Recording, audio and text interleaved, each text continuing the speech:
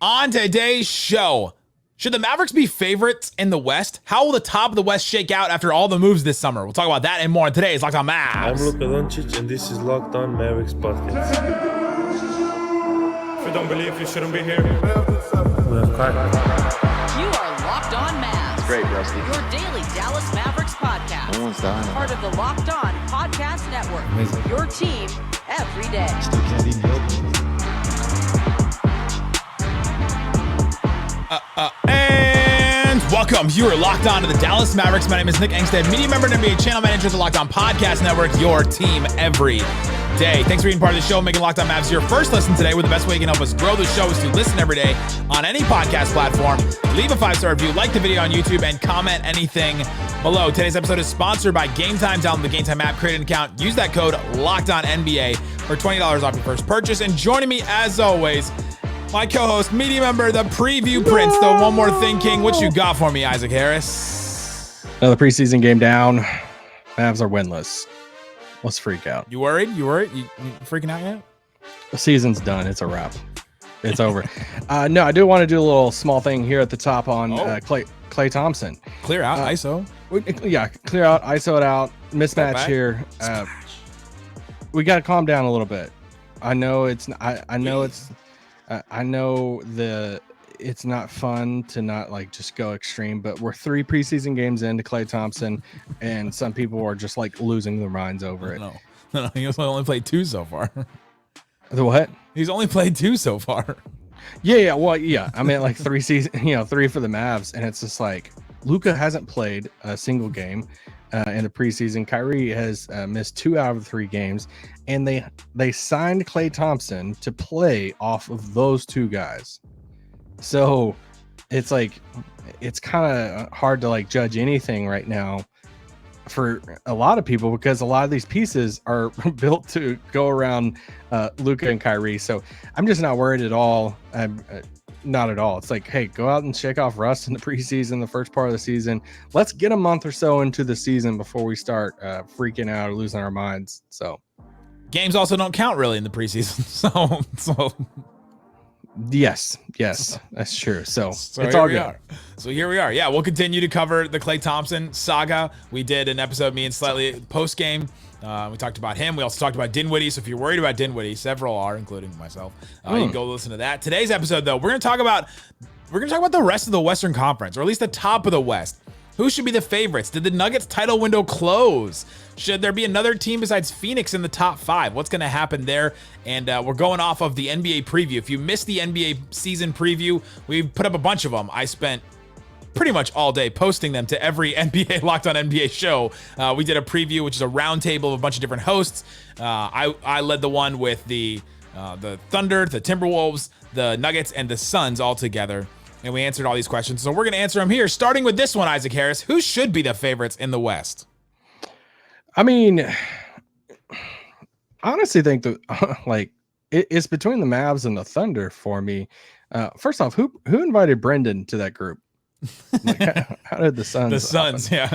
So we went by FanDuel, like odds to win the West, and the Suns were the 5th team, and so they were. Brendan was kind of like, I'm just kind of happy to be here. No, I mean, yeah, I think it's OKC. I think it's Dallas. Personally, I mean, you can say it's biased or not. I think Dallas should be in there. They're in Western Conference Finals. They bring back, Luka Doncic, Kyrie Irving, and Dereck Lively is this rookie sensation who's going to go into his sophomore season. And I think if you do the additions and the subtractions, I think the additions are more than this, subtractions as far as the roster pieces go. So I just don't. I've been on this thing. I feel like I've went on so many different like mini rants on it that I think Dallas is getting kind of like discredited, or people are viewing it as a little flukish last season. I think they should be right there at the top with OKC. Let me just say, I do get it. I think it's like close. So I'm not like ready to riot in Dallas over OKC being projected as a 1 seed. I get it. I get their roster. I get the young guys. They added Caruso. Oh my gosh. So it's like every time, give me yeah. I mean, what do you think? I mean, did they add Scottie Pippen or so? Yeah. I mean, in his prime, I'd pick Dallas, OKC close second, but I get it either way. Yeah, it comes down to what you think favorites is, right? I think I said this in the preview. It comes down to is the favorite to be number one in the West should be OKC. Should be, right? They were last year, and yeah, they were last year, and will win a lot of games this season. I think that's fine. That's fine to say they're going to win a ton of games, but the Mavericks, I think, are still built to beat them again. Built different. Then they're built to win in the playoffs. They beat the Timberwolves in 5 games. They beat the Thunder in 6 games. Even if you think it was fluky or not, we don't. And then we'll see what happens with the Denver Nuggets this season. But I think the Mavs should be the favorites to come out of the West, right? To win to win the West again. Like they should do that again with the season we expect from Luka this season. But the Thunder, they'll be really good. They'll win a bunch of games. It'll annoy Mavs fans, but they'll be right there. And then we'll see what happens at the end of the season. They have the perfect type of roster to win a ton of games too. It's, right. Built with a ton of young guys, and yeah, so like they have that roster to honestly they could challenge Boston, for like most wins in a regular season, especially with Porzingis missing a bunch of time. That's true. Yeah, that's true. Porzingis missing a ton of time for the Celtics. Yeah, the Thunder could challenge them for most wins. I think in the preview, Matt Moore said he's got the Thunder winning like 62 games. Like he goes through and does all that, which is a lot. So yeah, I think they should be the favorites. But does the Cat trade change anything at the top? Because that was one of the things we want to talk about with the group that we had: Thunder, Timberwolves, Mavs, Nuggets, and then throw in the Suns there. Does it change anything? Julius Randle I think he's making his debut in the preseason soon here. Yeah, I think it has to change things just a little bit. I don't think it's like a drastic thing. I'm just not a huge cat guy, but I also think dog person. I am a dog person. I don't like cats at all. We're both dog people. But yeah, I do think in a weird world he was kind of like underrated in a way. I feel like you think about it and you think about this guy who's been in the league 9 years, and he's made these all-star teams and the greatest shooting big man of all time, that he says. But the fact that he just went for like the expiring of Julius Randle and DiVincenzo and, probably a 2nd round pick is pretty wild to think about. DiVincenzo's a good player. He's a really good player. This is one of those things where I'm like not writing off the Wolves and saying, oh, now they're a 7th or 8th. I don't think that, but I think I was kind of viewing them as like right up there with like Dallas. I think there's right down a notch. I think they're like 4 or 5 now. I'm just not in love with. I've never been a fan of Julius Randle's game either, so I'm curious to see what they do. Naz Reid, they're saying all the things now, like Julius Randle's going to start, Naz Reid's still off the bench, and all this stuff. But I don't know. We'll see. I think it makes them less scary in both the regular season and the playoffs. I think the Mavs still would think that they match up well. The lineups that didn't match up well with the Mavs were those 2 shooting big lineups, and they don't really have those anymore. You're not scared of Randle? I'm not. No, I saw Monsters Inc. I know what happens at the end of that story, so I'm not really. They're going against Dallas though. And Randle, when he plays Dallas, it's true. When he does play in Dallas, so the Mavs need to have they need the Timberwolves to have home court advantage, so that Randle doesn't get as many Dallas games in his series. I mean, I'm more scared of lineups without Randle, so I'm more scared of the I'm too. DiVincenzo, Ant, McDaniels, Naz Reid, Rudy in the middle type of lineup. I think that's a fun lineup. So they're still going to be really good. Yep. I just don't think they're at the top. Yeah, I think the Nuggets were happy about the Timberwolves trade. That happened in our preview too, which is something to be said because the Timberwolves just beat the Nuggets in the playoffs last year. So I think that's telling.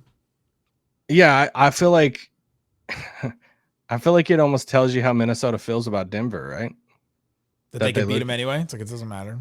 Well, it's like they built this team to beat Denver, and they get Towns and Rudy. And we're like, hey, we're going to build this huge front line to beat Denver. And now they're just like, see ya, Cat. I think we're good. Like, for me, it just tells me a little bit that Minnesota thinks they're pretty confident going against Denver either way now. They don't need the Twin Towers down. Because I actually thought Towns played decent defense in that series. Yeah. So, yeah, now you're swapping that out with Randle and Naz Reid. And It's kind of barbecue chicken. It's one of the reasons why they won. And so the Nuggets look at it and go, oh, okay, so now we should have a better chance. And the Timberwolves are like, well, it doesn't matter. We'll still have a good chance and beat them either way. Go ahead, beat each other up on the other side of the bracket. I'm okay. I'm okay with that if that's the way it turns out. Yeah. I'm okay with that. So, yeah, I think that the trade, overall, though, I don't think it changes too much of anything. Maybe it changes things a couple here and there. Maybe Dante DiVincenzo has some kind of crazy, like, 6-man season. I think I picked him 6-man for our board bets. So if he has something like that, then that is a big deal for them. They have another shooter. They needed somebody like that. But I really need to see what happens with Randall in order for it to change anything. And even if Randall is like all NBA again, I don't know if that changes too much because Cat was an all-star last year and it was good. So Randall's also an expiring contract that's the thing. They could piece together with something before the deadline that I'm curious in. It's not a money move though. Chris Finch said it's not a money move. Finch, good coach. This was a money move though. Sorry. Coming up, let's talk about the Nuggets. Did their title window close? And why are we throwing so much shade at the Suns? Should another team be in the top 5? We'll talk about that and more coming up. You don't believe you shouldn't be here. Today's episode of Locked On Mavs brought to you by FanDuel. FanDuel Sportsbook has all kinds of props and odds, things that you can use to get in on the action. We're talking about the top of the Western Conference right now, and FanDuel's odds to win the West right now. The Thunder plus 310, the favorite right there. Timberwolves plus 490. They're number 2 to win the West. Does that surprise you at all? A little bit, yeah.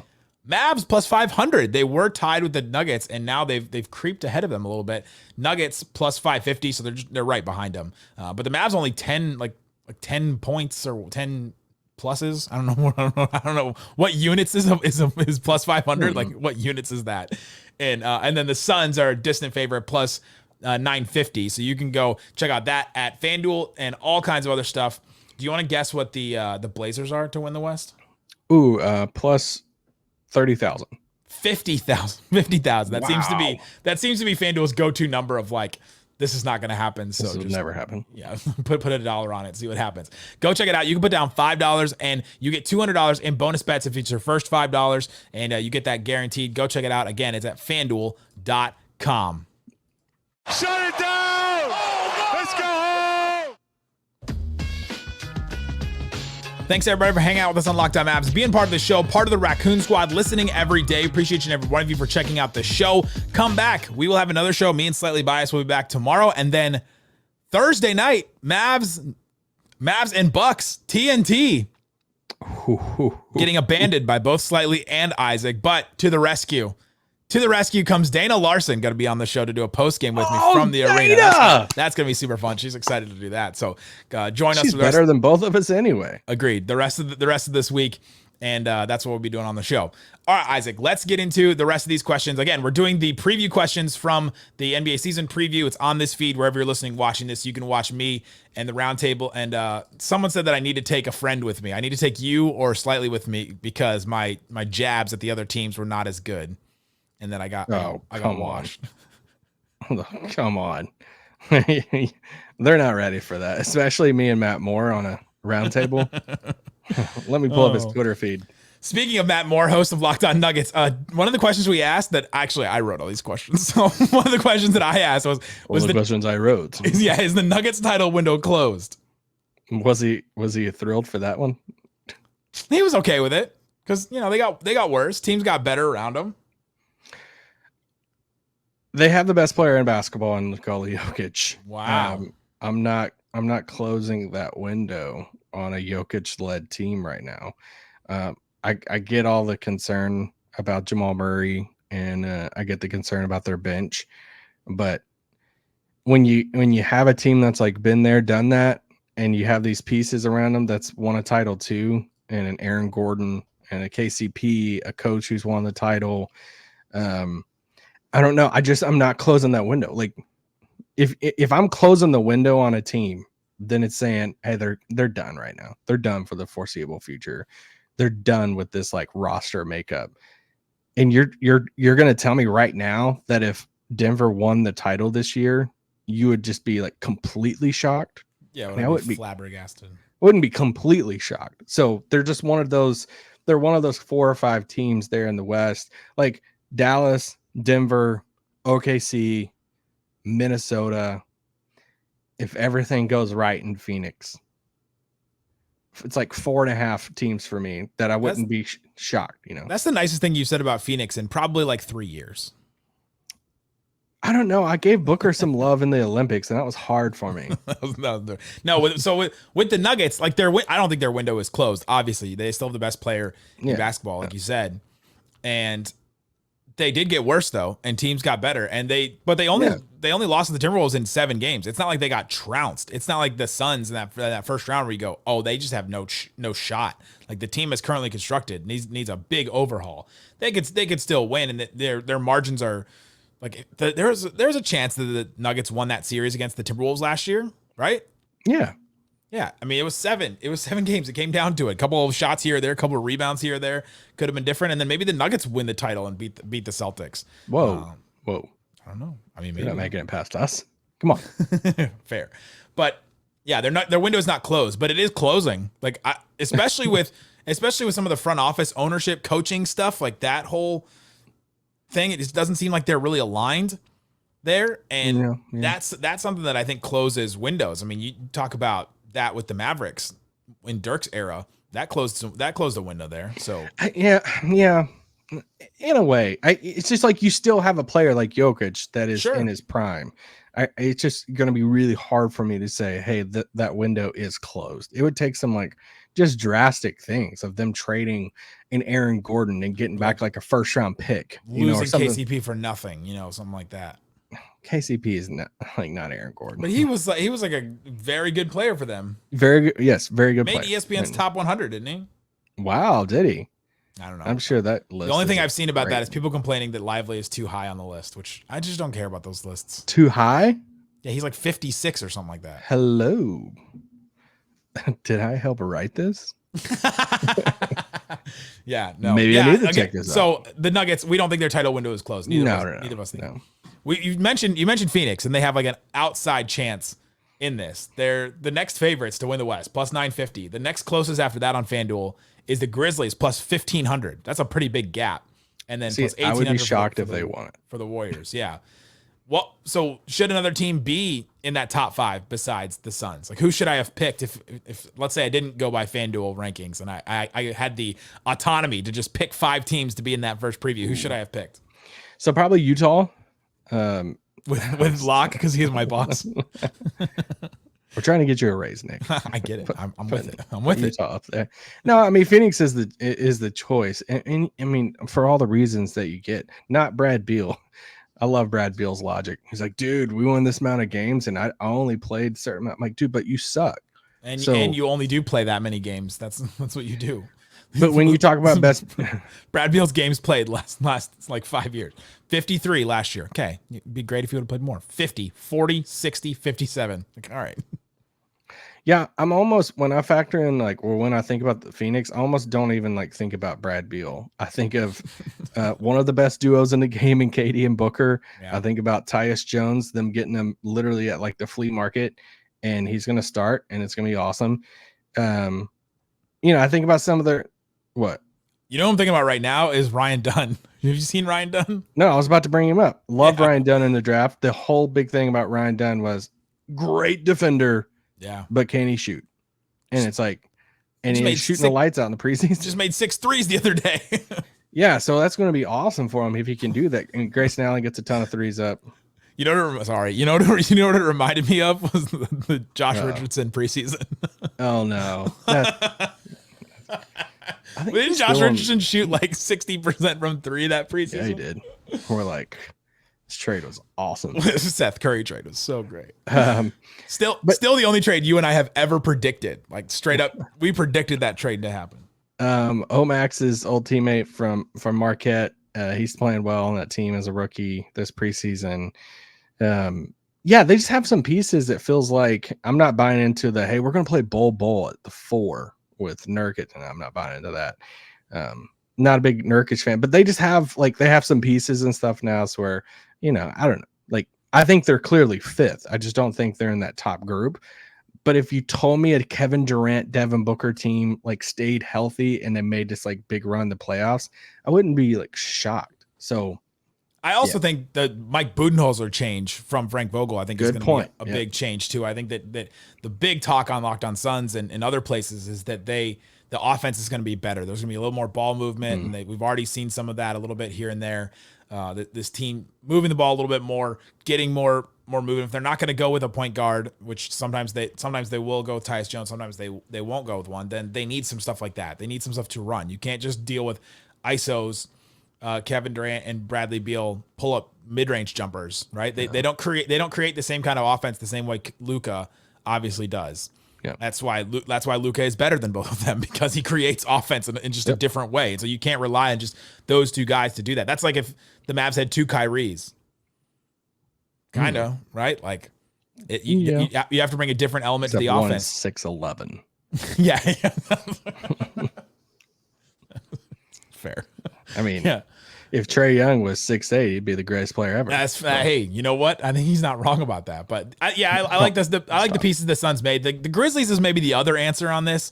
The team that maybe could have been in that, but I don't think they're guaranteed to bounce back. That was the big question that we asked in the middle of the West. The middle of the West group was kind of hilarious, actually. I mean, listen, I like the Grizzlies roster. I think Jenkins is a really good coach. It's just, I mean, it's asking a lot of things to line up. Well, it would be like the Mavs last year with getting guys back, bouncing back, and hoping a rookie center is really good for you right away. I mean, that's kind of what they're hoping right now. They're locked and loaded though.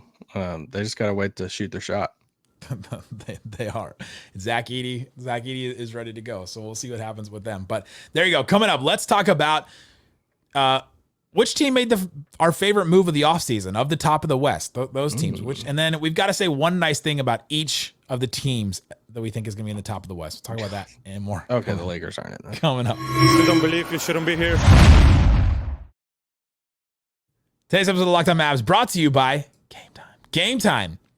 You can go and check out what they have available all over the place. You can go to gametime.co or download the app, create an account, use that code LOCKEDONNBA for $20 off your first purchase. Terms apply. You can go see the Edmonton Oilers against the Dallas Stars, 3 p.m. on a Saturday. Isaac, what are you doing on Saturday? Whoa, probably some of my kids. Well, let's take your kids to go see the Dallas Stars. Oh my gosh. That'd actually be super fun. $28 is the cheapest ticket right now on Game Time, so we can go do that. Bucks at Mavericks, if you're looking at that game, guess what the cheapest ticket on Game Time is right now? $128. $129.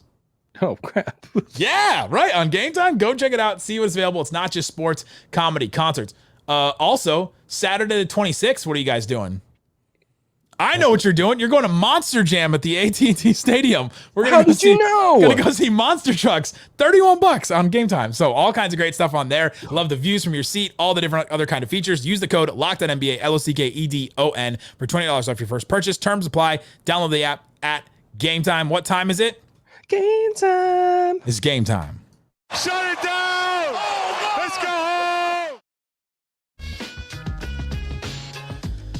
All right, Isaac, we're answering the questions on the NBA season preview roundtable that we did. It's on this feed, wherever you're listening, watching this, and go check out the other ones too. They're all on Locked On NBA. So if you go to the Locked On NBA feed, if you listen to me there on Thursdays, you can also hear all the other previews. We dropped all 6 roundtables on the same day. It took a long time, but we got them all up, and they're pretty fun. I love to hear the back and forth from different hosts and hear some of them. In one of them, I'll put this host on blast. In one of them, Draymond Green was called a superstar, and everybody pounced on him right away, and it was really funny. Wait, I thought Cyrus. Wow. Okay. All right. Which team of the top of the West? So the group was the top of the West. Which team made your favorite move of the offseason? Oh, I thought you were gonna keep going. Sorry. Just a handoff. Just a Derrick Henry handoff. Oh, Derrick Henry. My gosh. So much fun watching him. Too bad the Cowboys couldn't afford him. I guess I can't talk about Caruso. I was just say you slandered this move so much you can't make it your favorite move. It's a good move. I just think it was overhyped, like Gary Payton. Gosh, this one's kind of hard for me. Yeah, so You go first. I should have just gone first. I thought you would have one. I'm I'll more go debating. I'll go with Dante DiVincenzo. I think that's a great move for the Yeah. Timberwolves. I have him winning Sixth Man of the Year this season because I think he's going to fit in really well. I think he's going to be really motivated, obviously, and I think there's something about I wasn't in the inner circle of the Villanova boys or something, and he got pushed out, and Rick Brunson. If we know anything and understand anything, it's being spurned by the Brunsons. So I think we're in lockstep there with Dante DiVincenzo on that. And I think that I'm with him. I think his shooting is going to add a lot to that team, his extra scoring. Mike Conley needed to be like a scorer for them a lot of the time. And Jaden McDaniels really hasn't taken that step forward with Cat gone and how many games Randall is going to miss. We'll see what happens with him. He should be back to start the season, it looks like. But they need an extra shooter, an extra spacer, and just somebody else to create some offense. They needed that with Cat or without Cat anyway, and they got it in Dante DiVincenzo. I like that move. Yeah, I do love that move. Yeah, I was sitting here debating on. I mean, I feel like the Tyus Jones one is kind of a cop out just for the price. I mean, it's ridiculous to get Tyus Jones at that number there. Let me go with this one. This is a little outside the box because people are gonna like really make fun of this, I think, throughout the year. Is Westbrook in Denver? I kind of like the intensity and the challenge of them saying this is like one of the ultimate cockiest things ever of, hey guys, Jokic makes everybody better. It's like, really? Well, let's try to find the worst combination we could possibly get and put him next to Jokic to see if he makes him a positive. And I don't know. I like it. They have a bunch of young players. I've seen some recent videos lately. I saw Trey Alexander played at Creighton, did like a joint interview with Russ. And he was like, yeah, I met him as like a kid when he was in Oklahoma City, and like all this stuff. And so I kind of like, and I feel like the part of Russ that's kind of like a dying breed is the intensity, and he just always brings that. So if it works, it's a big if. I think it could be something fun for him. Yeah, he took that intensity all the way right into Luka's legs and tried to tackle him during the second round. Okay, that's true. Yep, and the Clippers right. See ya. That's a move that, like, when anybody says, "Oh, it's not going to work," or it just depends on what you mean. It's going to work in the regular season. It's going to be fine. He's going to add a lot to their team. It's going to look good. Swipa's going to tweet. Swipa from Locked On Nuggets going to tweet a lot about how he was right about it and all that. Then we'll get to the playoffs and see what happens when he doesn't get guarded like he did in the Clipper. I mean, that Clipper series, he just looked like he wasn't a basketball player out there. This is why it's my favorite. I hope they play him. He was just running around and being physical, and it just did not look like he was being effective. And maybe Russ is right, and when he said that they weren't using him correctly, and maybe the Nuggets will use him correctly, but I don't think he's a regular season guy. I don't think they're going to put the ball in his hands instead of Jokic or Jamal Murray in the playoffs, right? Oh, I hope so. I hope he's waving off both of them for like a corner brick. Were we secretly doing the move that you like because on the Mavericks side you like it? Then mine is, you know what? I'm glad the Nuggets decided to go with Christian Brown instead of KCP. Like, I think that was a better move for them. Who's going to be your favorite wave off moment? Julius Randle, Ant, or Westbrook waving off Jokic? I don't think Westbrook will have to wave off Jokic. Jokic will just be standing there either way. And you can just see it right now. Russ hard dribbles into, a 16-foot, mid-range pull up. Mid-range, just clank off of the backboard rim, and Jokic just lumbers back down the floor. Last thing here we went around the room and we said we did this in every single preview that we did. Say one nice thing about another team in this group. So we're going to do it, and we're going to have to do it for each of these teams. So the Thunder, the Timberwolves, the Mavs, we won't do the Mavs, Nuggets, and Suns. I'll start with the Thunder. The Thunder are going to win a lot of games. I've already said one nice thing about them this season. So that's it. Is that your one thing? I don't want to say more nice things. I've hit my quota for this episode. No, I respect the Thunder that they're going for it. They're finally like, hey, we're going all in for it. They went out and got a Hartenstein. They went, they traded for Caruso. I like Case and Wallace a lot. So they're just like seeing this young core and saying, hey, we're going to continuously go for it every year now. So Yeah, I respect like the that. Isaiah Hartenstein move a lot for them. I like that they went for it there. Yeah. The Timberwolves, we talked about Dante DiVincenzo, but Ant, one of my favorite things of the offseason has been the clips of him from that Netflix documentary where he was like I still haven't watched it yet. talking trash to Kyrie, and then he's like, Jaden, take Kyrie. I'm tired. Like couldn't take it. He's like, I regret calling out Kyrie. He's just such a likable star. Yes. I also respect them for trading Cat. And it's just such a ballsy move to make. And they didn't have to do it when they did. They could have just ran it back after making the playoffs and stuff. But they looked at it. It was a money move, and they're playing the risk. They're playing the long-term game. And ultimately, you know what I respect the most? They picked McDaniels over Towns. And they didn't have to pay McDaniels. They could have just paid Cat instead and like entertained the trade market for McDaniels and all that. And for a lot of people, that probably doesn't make a ton of sense. But in today's game, it makes a lot of sense. And to have that type of, like, everybody is looking for that type of wing next to your star, and to have those two guys on the perimeter is huge. Absolutely. For the Nuggets, Aaron Gordon's maybe my favorite role player in the entire league. I just love what he brings to that team. What an amazing find. Like, to find a player that fits so well with Jokic and to match, like, that, just, it's incredible that they made that move and that it has worked out so well for them. Yeah, I'll say, DeAndre Jordan's been cooked for a very long time, and to keep him in the league is just really nice gesture for them.